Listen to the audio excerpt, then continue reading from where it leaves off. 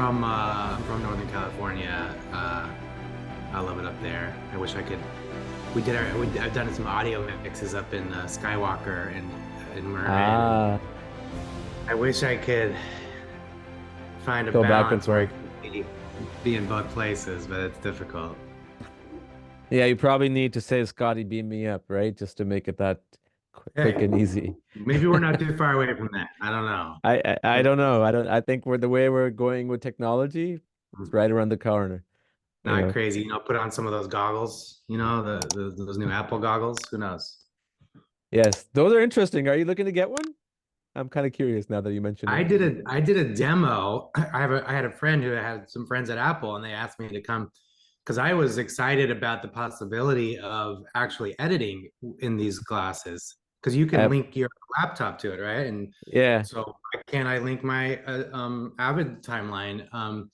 It would need to be implemented, right? I don't know if there'd be gloves, but the idea in theory of maybe using your voice and your hands to edit things together, like kind of like a throwback to film. It's like, hey, I want this clip, or no, I want a different bin. And it might be a little more efficient and kind of more fun than using a mouse. I don't know.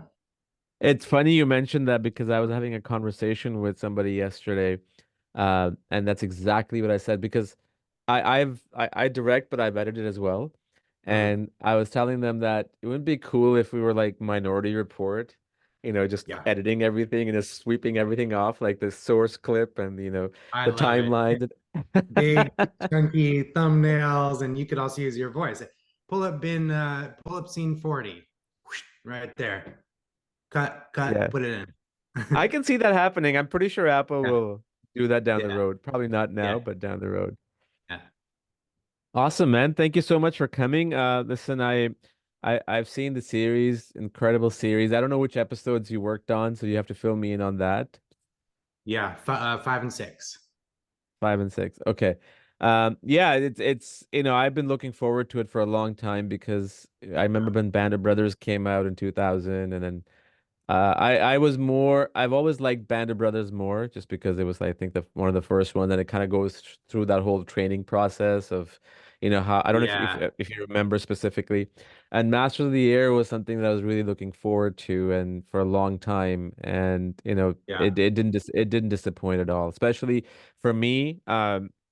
I'm not going to get into any details because we're not allowed to do that. So, episodes, I would yeah, say, because it takes time to build up the story, right? And which it did in yeah. the first 4 episodes.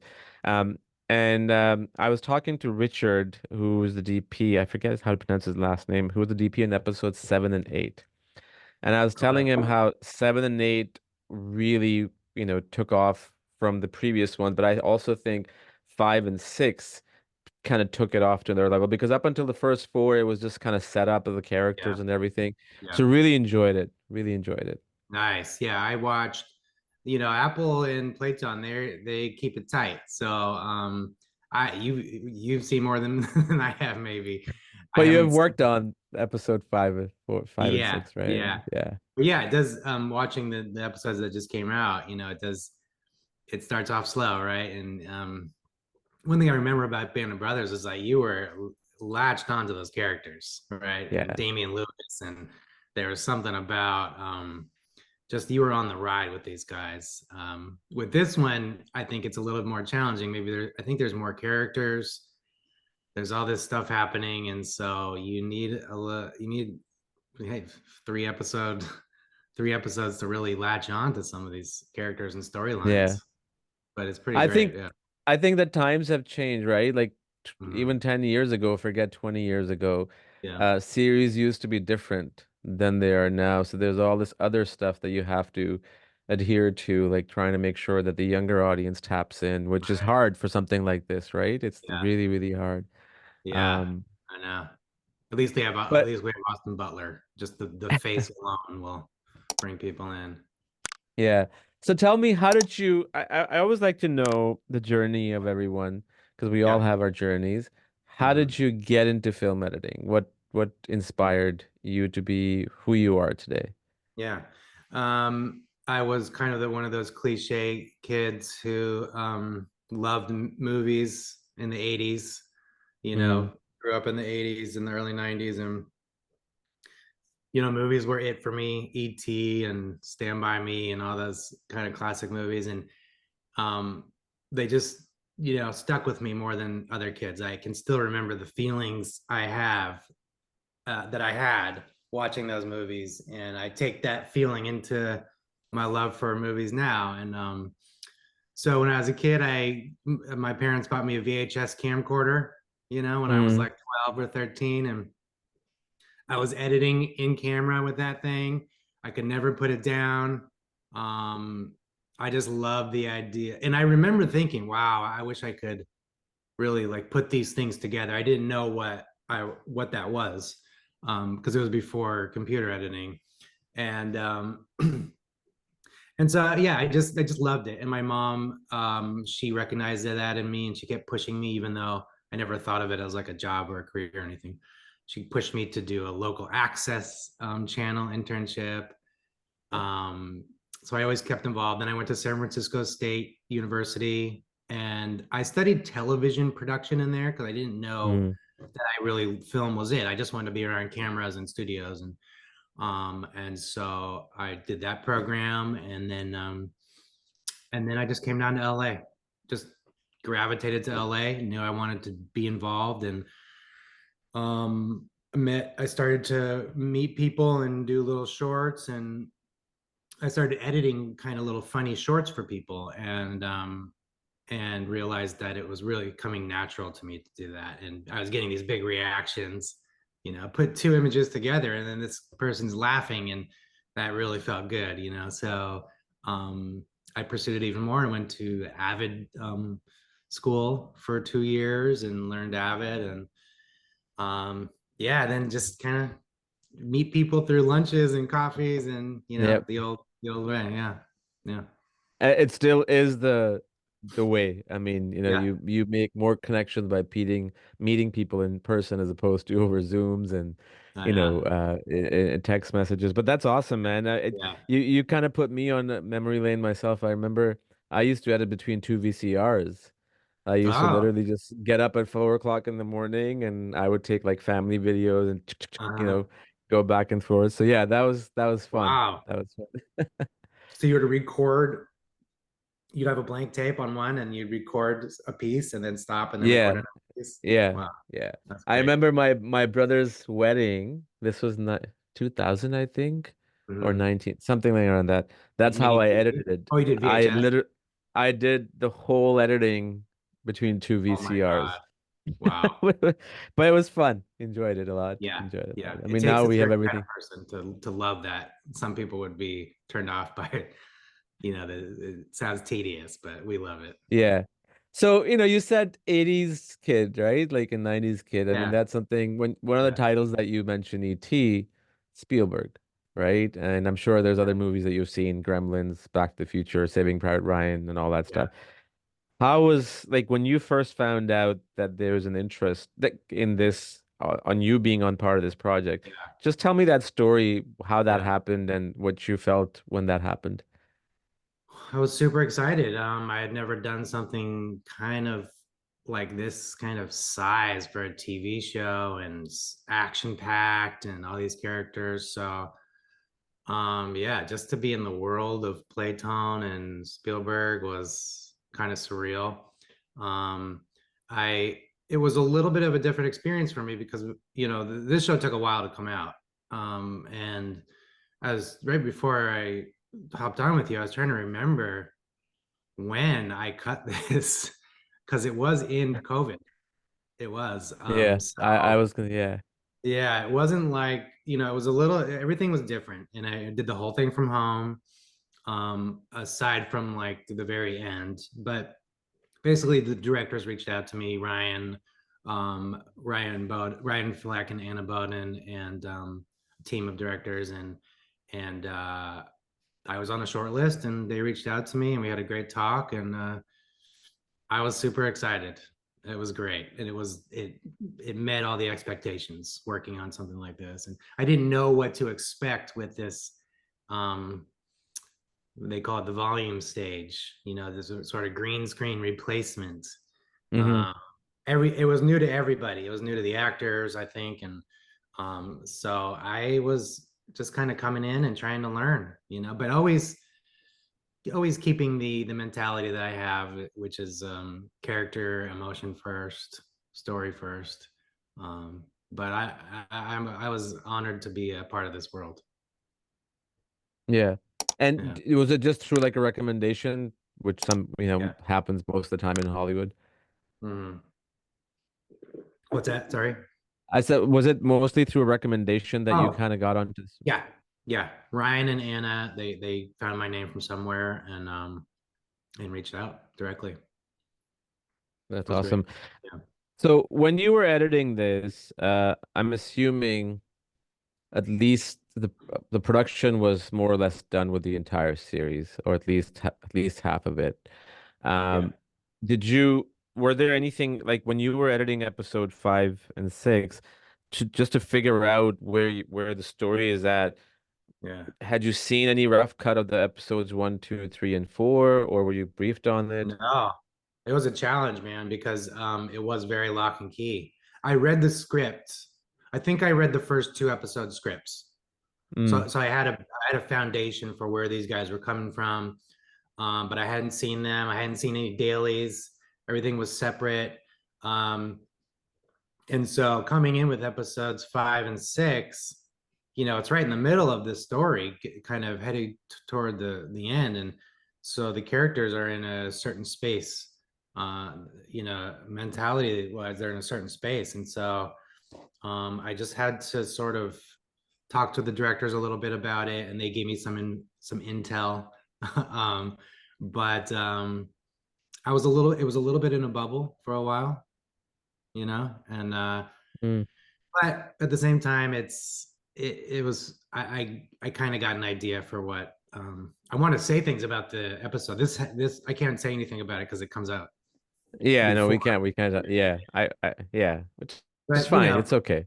these guys were in there. These guys were in the S, so Yeah. Did you, was this like your first-hand experience with military? Like yeah, aside from watching movies, like, just being that kind of yeah, space, is that something that the first time you did? yeah, definitely. I've never done a military movie, and I've never done anything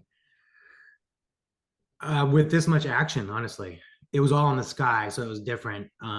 But there was also some combat action. There were some ground fighting scenes that I cut. So it was fun. I got to flex this muscle that I had never flexed before, and it's different. It's similar, but it's different in that um, when I'm editing a scene, a regular dialogue scene, or just a regular movie scene, I sort of break it down into moments when I'm first cutting it. We're at the table, we're talking, there's a moment there, get up, walk over to the bathroom, there's a moment there. So I sort of compartmentalize it in my head so I can really focus in on the details. But with fighting scenes and with everything happening so fast, I had to do that to sort of an extreme level. It was like, I'm going to break up 10 seconds. I'm going to grab this 10 seconds and cut it up. And then, so it was me sort of doing what I always do, but on an even more granular level because everything was happening so fast. And inside these planes, I mean, I think there were 6 or 7 cameras inside the plane. Um, and it got confusing. I drew out a map of this plane. So, I knew when I was cutting to somebody, where I was in the plane and where they were looking. And some of the gunners are looking backwards, some of them are sideways. There's a top gunner, there's pilots, there's a navigator. So it took me a minute to wrap my head around that. So yeah, not only was it the first time editing something like this, but it was like kind of extreme at the same time. Yeah.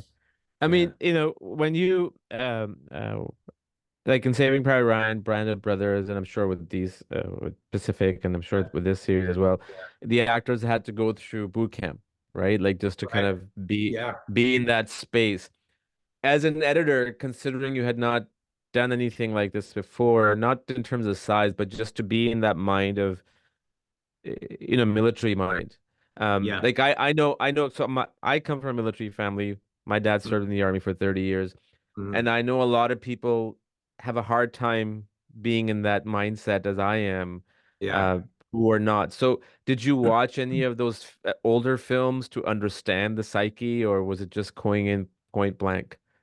I watched Band of Brothers. I rewatched Band of Brothers because I had seen it when it first came out and I loved it. So I rewatched that. But that was about it. That was about all I did to sort of get into the mindset. Um, yeah, more so about how it's the aesthetic of it, um, and sort of how it's presented. But uh, yeah, not so much like military mindset. Kind of, for me, it's always Okay. character and emotion and everything Yeah, else. Yeah. yeah, But comes yeah, in later. yeah. Absolutely. Wh You said you edited this during COVID, so was it mostly done over Zoom or equivalent, I'm guessing, with when you were Yeah, working with directors? yeah, and they were still shooting when I was editing, and they were in England shooting, and so for the most part, it was we had a what's that other program? Evercast. We were doing some Mm, Evercast, so we were editing together a little bit, and then in the end, uh, I went out to New York for 3 weeks to finish it with them. So we kind of met there together in the end. But yeah, the whole process was a little weird. I think I had done one project in COVID prior, and it was really clunky. We didn't have Jump Desktop and all these things they have now. So, they production would bring in all the equipment and set me up in my living room, and the whole thing felt weird, but it worked out. It worked out. It was fine. Yeah. yeah, that's cool. Yeah. When you were editing something like this, and especially during COVID, because I edited a feature during COVID and it wasn't fun, just because there's the feature, the story that you're trying to wrap your head around, then there's all this other stuff that's going on, Yeah, I in the know. world. I And know. what was that like? Like, were there hard days where you were trying to focus and trying to figure out, kind of just zone yourself out from the external noises? Yeah. Yeah, actually it was nice, honestly. It was Uh better. yeah. Sometimes editing's like my little safe space. It's like depending on how stressful it is at the moment. But if things are tough in life or something's going on, I can get back to my, my baby, so to speak. And it's where I feel comfortable. And so yeah, it was a little bit of balancing, and also have kids, and they were home from school, so I was balancing that. Luckily, I have a little space outside my house that I can go to. But yeah, just remembering back at that whole time because it was so new. So it was nice to jump into a story and put this thing together and put this puzzle together, but it was also kind of stressful at the same time. Um, Yeah. New experience. What was your experience like? Um, Editing, like I don't want to edit anymore because that's never been my focus, but I've always Okay. edited my own films. Right. But for me it was challenging because, and I agree with you, editing is my safe space too. Yeah. It's Okay. really like, it just kind of puts you in that zone where nothing else exists. But Yeah. I think because the nature of my documentaries was human rights, so they were Okay. very Yep. depressing. So trying to go through that and then dealing with COVID, it wasn't fun, but I think it brought the best out in the film because of that environment, because my Uh-huh. mindset was in that space. Yeah. And it's sort of you're sort of just raw with everything going on, Yeah, and yeah. So you're ultimately, just dealing with it. yeah. Yeah. What was were there any challenges or any kind of interesting stories, Mhm. when you were editing a scene or an episode, anything that comes to mind without talking about the specifics of the scene or the episodes? Yeah, I think in one of my episodes, I think in every episode has a like extended battle scene in the air. Mine does. Mhm. And that was hard because the volume stage that they used, the 360 screen that replaced the green screen, it was the actors were responding to things in real time, because they had sort of the video screens where they created the content. So, but it wasn't perfect, and I don't know how it could be because it's sort of new, but we're doing multiple takes. We have 7 cameras and 12 positions in the plane, and say a German fighter zooms by the pilot in take 1 and it's perfect, but it takes time for them to sort of rewind it and do it again. So there was a lot of just the actors reacting to nothing, and then they would recreate it later, although it wasn't green screen. So it took a lot of time to not only build it just as a narrative without the sort of the suspense, without even building in the suspense yet, and without even seeing what they're seeing so much. It was like the first pass is just like, okay, let's be on the person who's talking right now, whoever's talking. Also, we don't see their faces, so that's another challenge. So it's all about the eyes. So let's just build this thing. Whoever's talking, whoever's reacting, very one-to-one. Let's see it. Wrap my mind around what's happening, because it's an intense battle scene, and Yeah. there's moves happening in the air that they're trying to trick the Germans. They're trying to maneuver in the best way possible with these huge planes, and so it just took so many passes to get to a place where, okay, now I can finesse it and be on somebody else for somebody else's dialogue, and sort of finesse it in there and massage it and make it good. It was like, I worked on this thing for so long, and then I went out to New York to work with the directors for the final 3 weeks, and it wasn't until the final 3 weeks that we really locked it in. And we were also starting to get previs cards, visual animated temporary visual effects, so we could sort of Yeah. visualize the Placeholders. scene. Yeah. But it gets confusing in there. It really does, with all of the positions. Yeah. And I'm So glad you mentioned that because one of the things that I noticed with this series, and it's evident in the first 2 episodes, so I can say that, is that, you would expect if you're watching like a movie like a Top Gun or anything else, you would expect the scenes, like I was expecting the scenes in the plane, like the battle sequences, to be to end rather earlier than they did. So these were yeah, like long, long yeah, scenes throughout the entire series, right? I know. And and then what you said was so key is that trying to figure out what the hell is going on because you have, I don't know the terminology, but obviously besides the pilots, you Yeah, have the crew in the back, the person who is aiming at the German fighters. And yeah, then what I really, really appreciated, and I hope people do, is that anytime you get like so for example, the camera is on the back of one of the pilots yeah, and then this way, and then yeah. you see the sky and you see the smoke coming out and the plane. Like that The- to me was incredible. Like the all the detail. detail.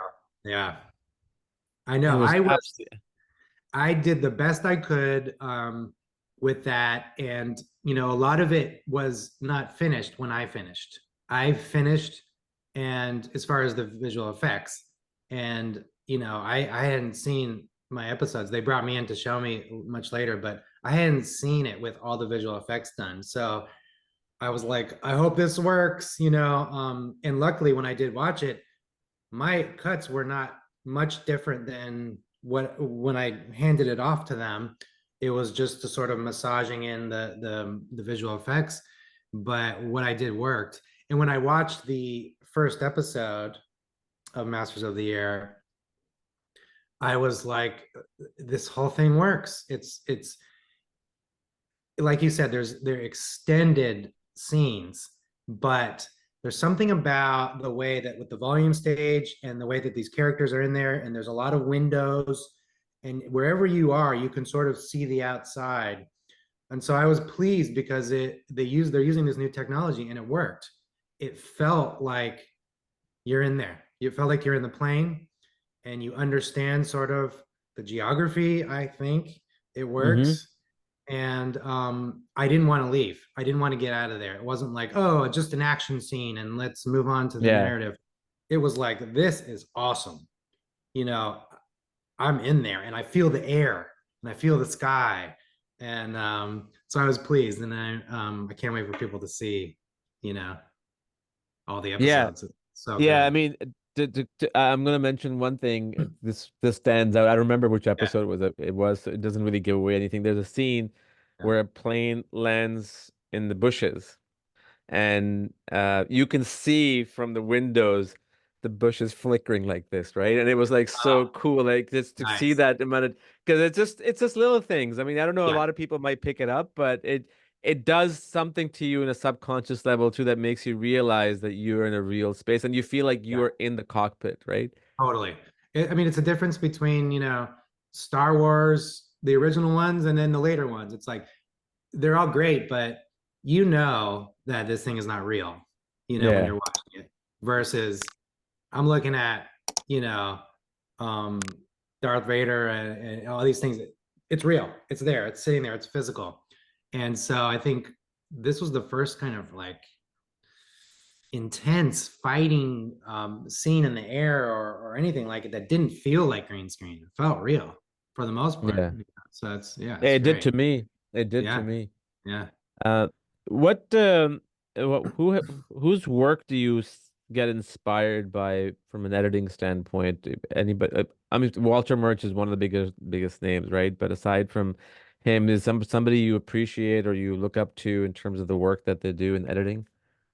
Yeah, Walter Murch was a big one for me when I was starting out. I read all his books. I was like, did all of the things that he did. He talked about doing scene cards, and I just basically copied everything he did in the beginning.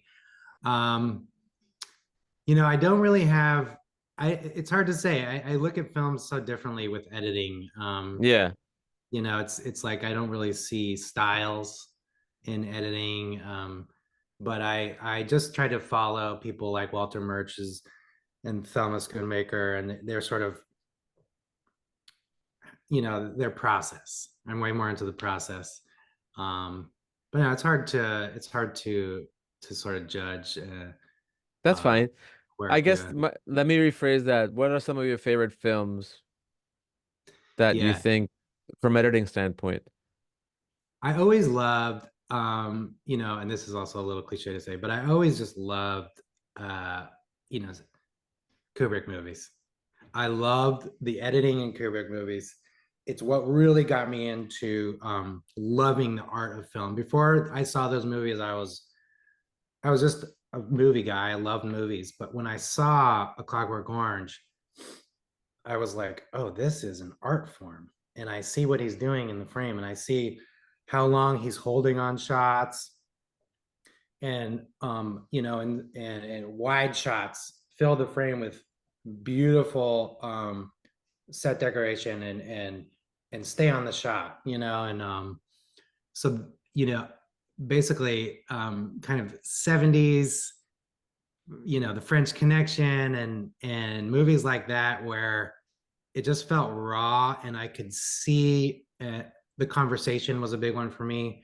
Um, Mm, and obviously the Godfathers and just the rawness of the art form, sticks out to yeah. me in all those movies. And like I just want to that's what I want to do. I love those movies.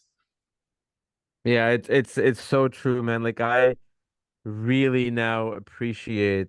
I mean, I did before, but in the last 7, 8 years, I have begun to appreciate films where there's less cuts. Not for Yeah, the hell of it, not for the hell of it, but yeah, just obviously with the story, right? Like, and I see stuff yeah, now where there's just non-stop, like every 2 second cutting. And I was reading somewhere because of YouTube and social media generation, people have they've done a study that people lose attention if you don't cut after 3, 4 seconds.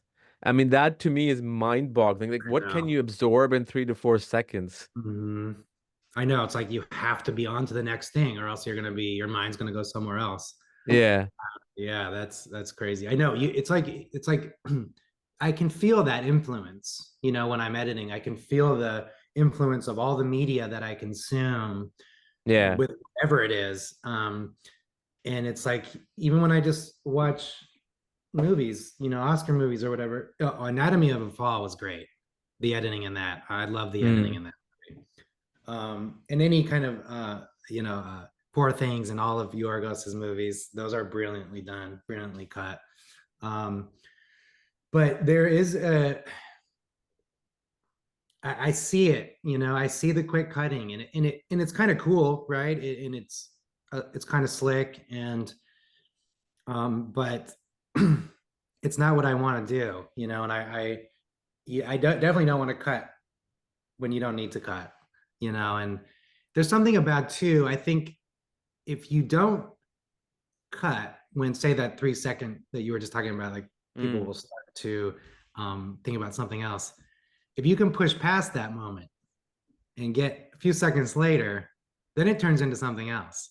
It doesn't feel like a sloppy edit or anything. It feels like a deliberate art form.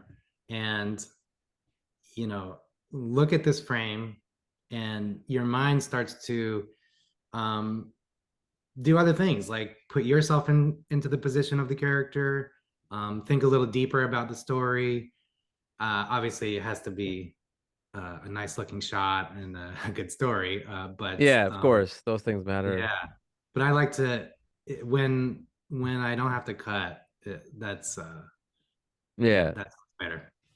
I think one of the cool things that I really like about Zemeckis, Robert Zemeckis, Steven Spielberg, but is that their ability to hold the shot, but especially with Spielberg. And if there was one thing that comes to my mind, I don't even know why, when I think about this, that's the only shot that comes to my mind, even though there's hundreds of others.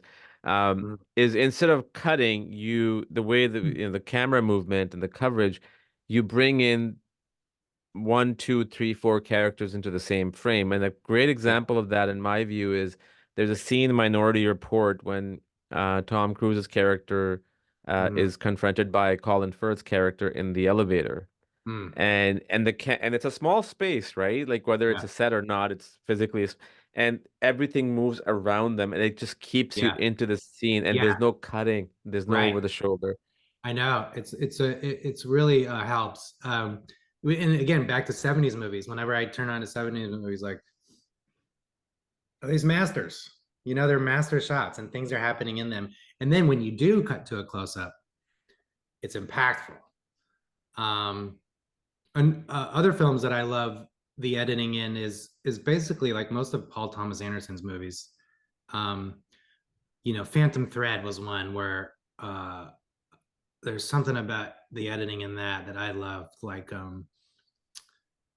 talk about staying on a wide, and then there was a breakfast scene with Daniel Day-Lewis, and the girlfriend was putting the butter on the toast and annoying him, and they sort of stay in this like semi-master, and then you're building up the tension, and then right at the perfect moment, boom, it's a close-up on Daniel Day-Lewis, and it's like, Yeah, oh, he is not happy. And it was such a great use of, don't need to go boom, boom, boom, boom around to the overs. Don't need to like cover every piece of dialogue.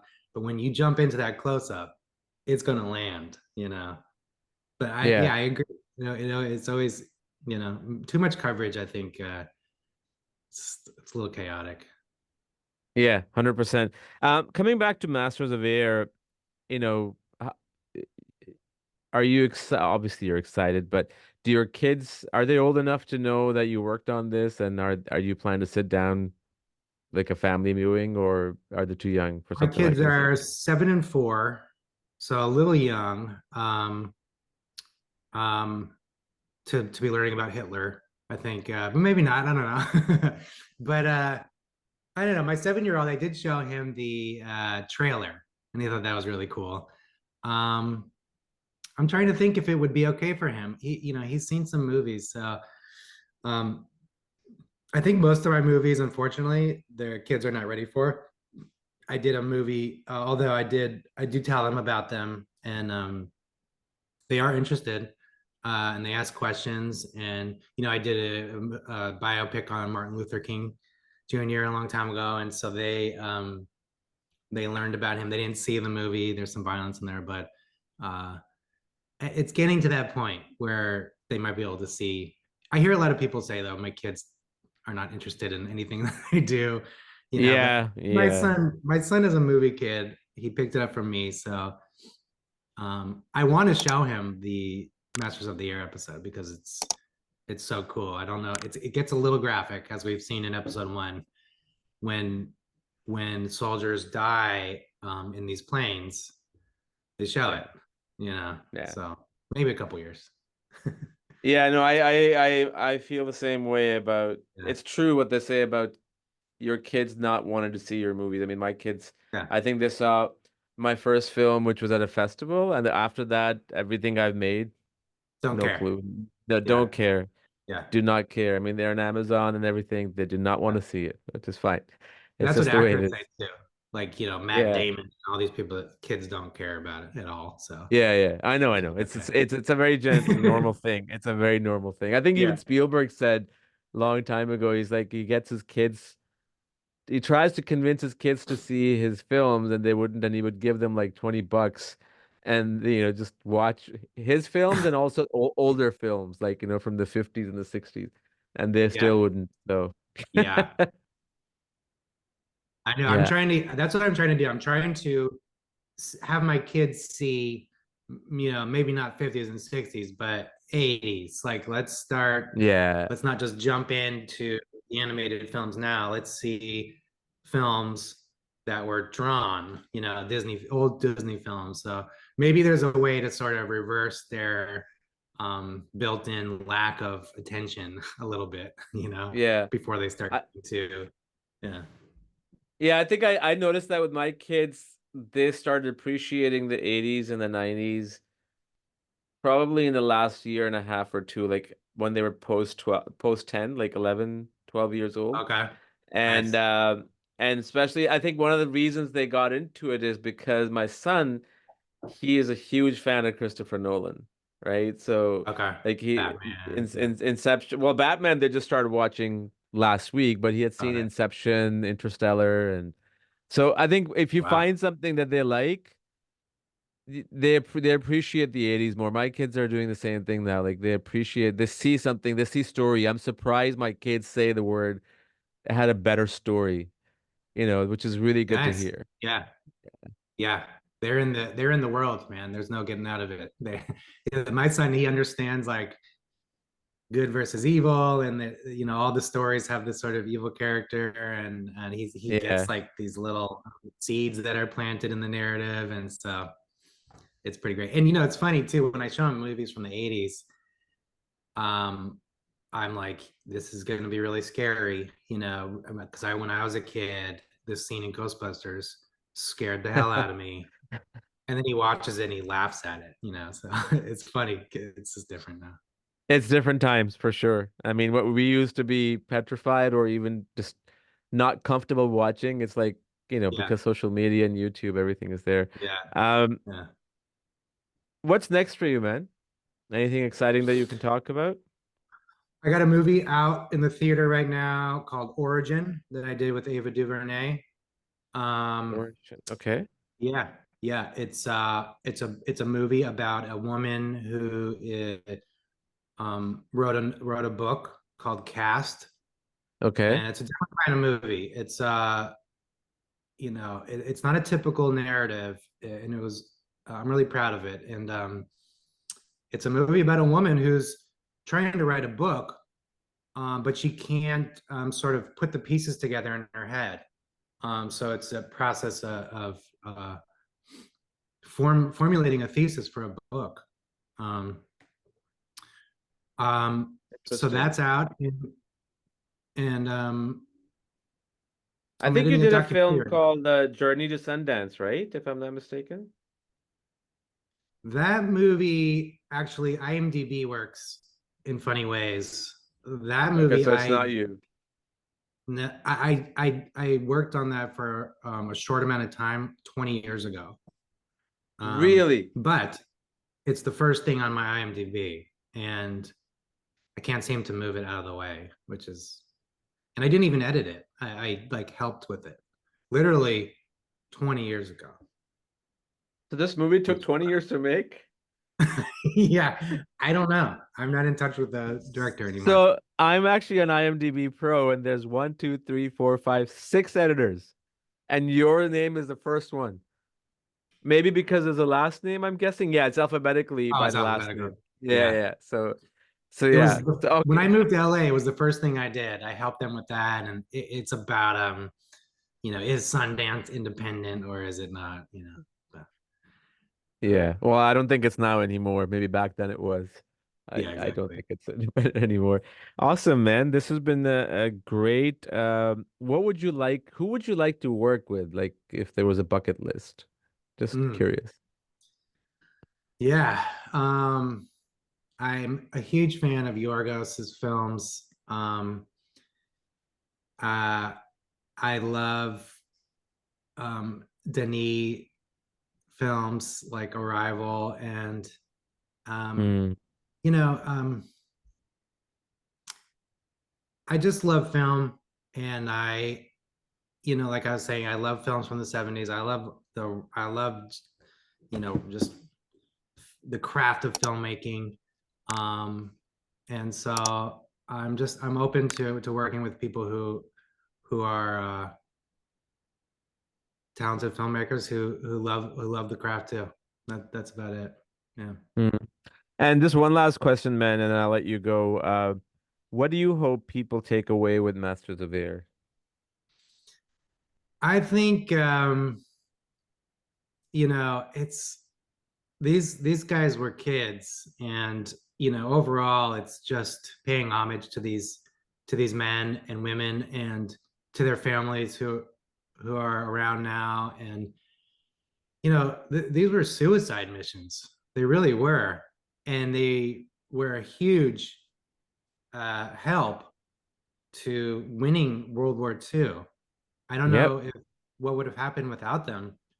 You know, I know they were actors, but just watching them before battle, knowing what they were going into, that it was 50-50 they were going to die, and it puts everything into perspective when you're watching a kid who just going out that day, they probably will die, you know. Um, so, you know, we don't want to forget these guys. We don't want to forget these people who sacrificed Yeah. everything, you know. So that's the main thing. Right. And I'm Yeah. so glad. I don't know if it was intentional or if it was more about budgets and all that. That it Band of Brothers came out in 2000, Pacific in 2010, and Yeah. Pacific Masters of the Right. Air now. So it kind of educates a new decade Yeah. of generation in a Yeah. different way, which is really good to see. Totally. Totally. I know. We're getting further and further away from that time. So, it's hard to watch war movies, but I think it's good to keep it in the zeitgeist. 100%, Yeah. 100%. Thank you so much, Spencer, for your Thank you time, very man. much. It was a Had a good talk. pleasure. Yeah, likewise. Looking forward to seeing more of your work and hope you get to enjoy the rest of the series. Okay. Thank you very much.